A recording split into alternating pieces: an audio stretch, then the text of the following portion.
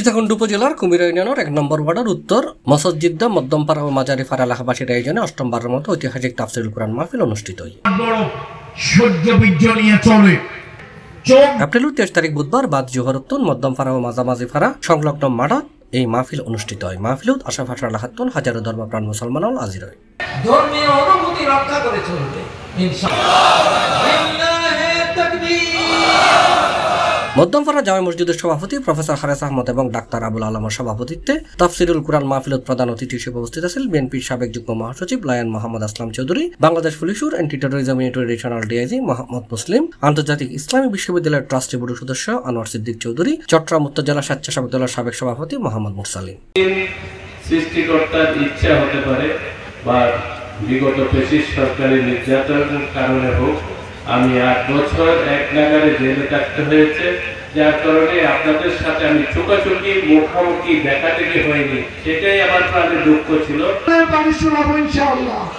আর ফ্যাসিস্টদেরকে কোন অবস্থায় এই দেশের কোথাও স্থান দেওয়া হবে না ইনশাআল্লাহ। আসেন, এজন্য আমরা কোরআনের বাণী সকলের কাছে যাতে পৌঁছে দিতে পারি এই জন্য আহ্বান জানাচ্ছি।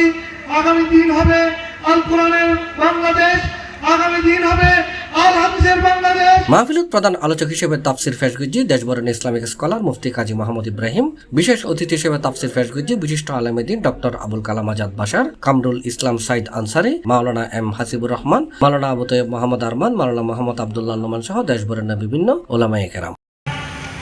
দাউদ আলাইহিস সালামের সন্তান অনেক বড় মাপের একজন জ্ঞানী, একদিকে পয়গম্বর আর একদিকে তিনি রাষ্ট্রনায়ক। আল্লাহ তাআলা অগাধ জ্ঞান তাকে দিয়েছেন।